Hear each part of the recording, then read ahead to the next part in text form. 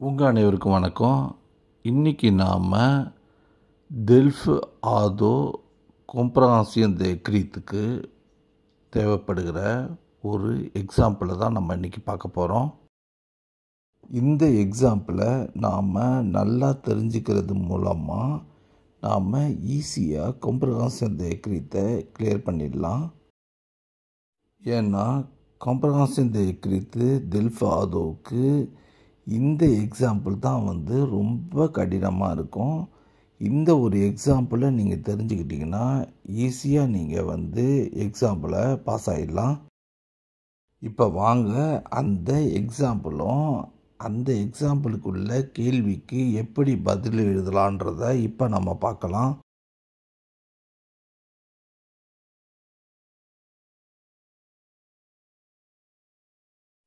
Lisez l'article. 50 ans après l'invention du vaccin contre la polio, mission presque accomplie. À Washington, le Musée national de l'histoire américaine inaugure aujourd'hui une exposition en l'honneur du professeur Jonas Salk. C'est à ce chercheur de l'université de Pittsburgh que l'on doit le premier vaccin contre la poliomyélite. Il y a tout juste 50 ans, le 12 avril 1955, il a annoncé l'invention du vaccin. Efficace et sans danger,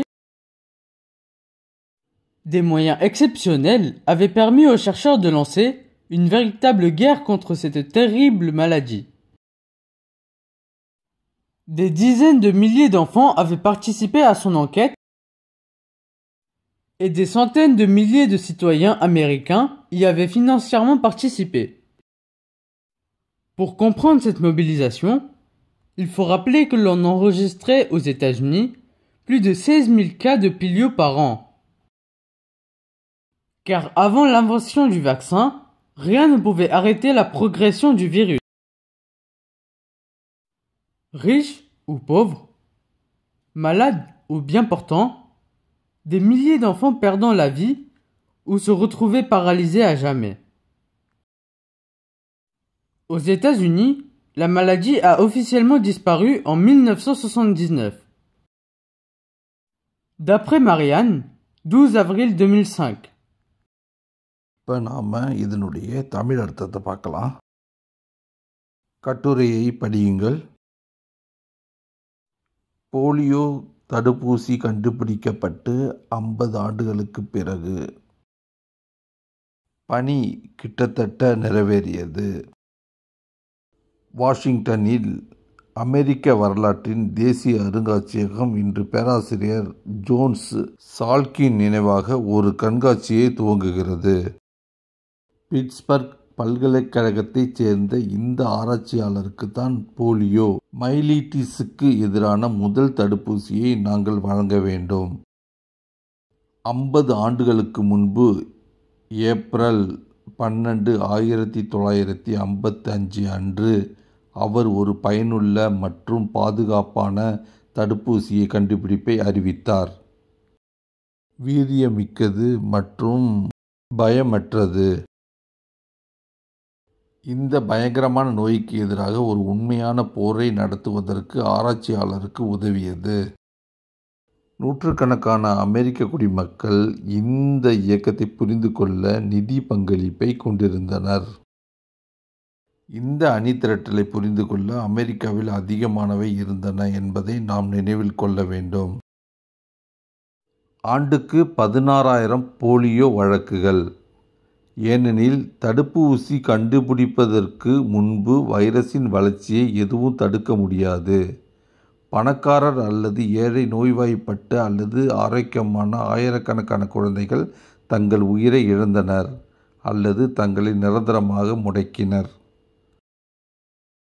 United ஸ்டேட்ஸில் இந்த நோய் அதிகாரப்பூர்வமாக 1979 மறைந்தது. தப்ரே Maryan 12 April 2005. இப்போ நீங்கள் இந்த கட்டுரைக்கான தமிழ் அர்த்தத்தை ஓரளவுக்கு புரிஞ்சிருப்பீங்கன்னு நான் நம்புகிறேன். இப்போ நாம் சில கேள்விகளும் அதற்கான விடையையும் பார்க்கலாம்.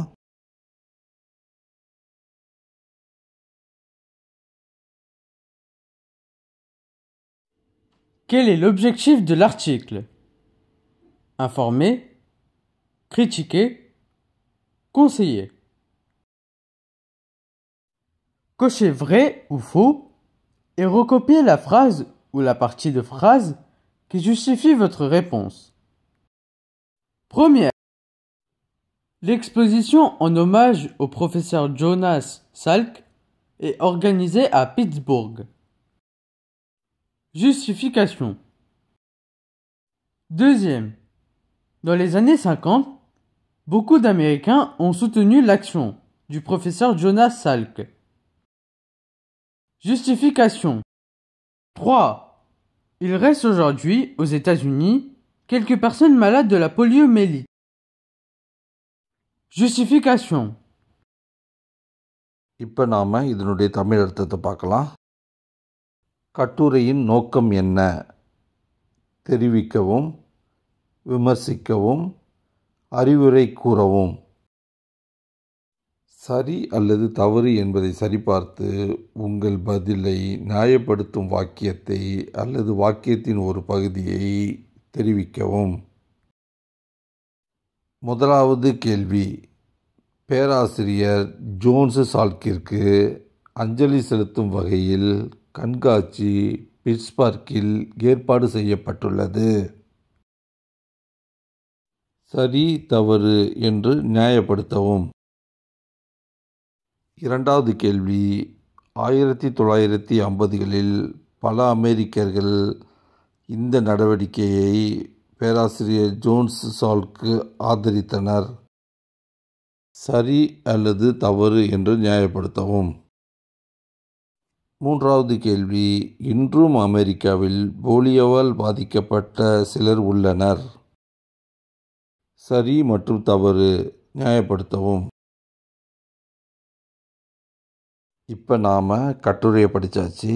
இந்த கேள்வியுடைய தமிழ் அர்த்தத்தை புரிஞ்சாச்சு. வாங்க இப்போ நாம் இந்த கேள்விக்கான பதிலை பார்க்கலாம்.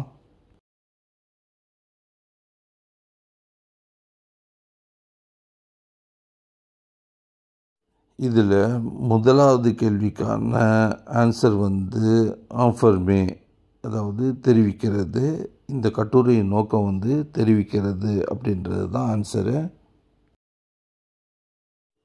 அடுத்தது இரண்டாவதில் சரி தவறு அப்படின்னு நம்ம சொல்லணும். அதில் முதல் கேள்வி இதில் என்ன சொல்கிறாங்கன்னா, பேராசிரியருக்கு அஞ்சலி செலுத்தும் வகையில் கண்காட்சி ஏற்பாடு செய்யப்பட்டிருக்கா அப்படின்னு கேட்டிருக்காங்க. இது இப்போ நடக்கலை. இது ஒரு 50 வருஷத்துக்கு முன்னாடி நடந்த ஒன்று. அதை ஜஸ்ட்டு ஞாபகப்படுத்துறதுக்காக இதை சொல்கிறாங்க.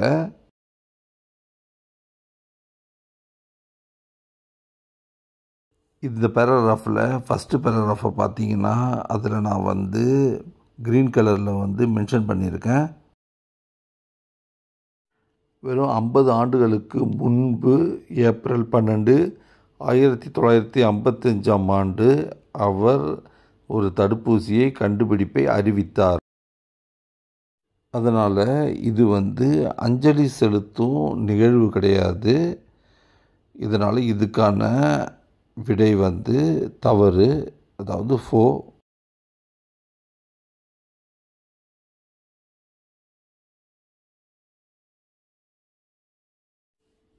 அடுத்தது இரண்டாவது கேள்விக்கான விடை 1950களில் பல அமெரிக்கர்கள் இந்த நடவடிக்கையை ஆதரித்தனர். இதில் கொஞ்சம் அமெரிக்க மக்கள் இந்த இதுக்கு பார்ட்டிசிபேட் பண்ணுறதுக்காக அவங்களுடைய நிதி பங்களிப்பை செலுத்தியிருக்காங்க. அதை தான் சொல்கிறாங்க.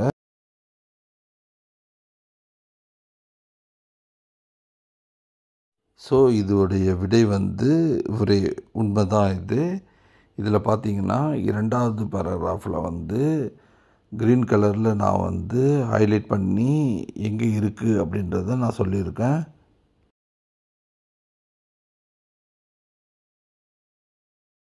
மூன்றாவது கேள்வியை பார்த்திங்கன்னா, இன்றைக்கும் அமெரிக்காவில் கொஞ்சம் பேர் இந்த போலியோவால் பாதிக்கப்பட்டிருக்காங்க அப்படின்னு சொல்கிறது அதற்கான பதில் தவறு. ஏன்னா இந்த நோய் அமெரிக்காவில் 1979 எல்லாமே இல்லாமல் ஆயிடுச்சு.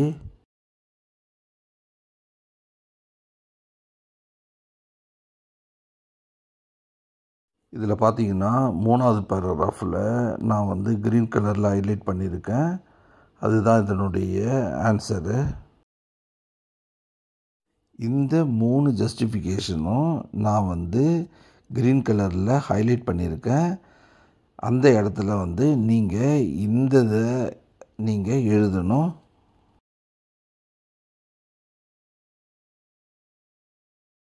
இப்படி தான் நாம் இந்த கேள்விக்கான பதிலை நம்ம எழுதணும்.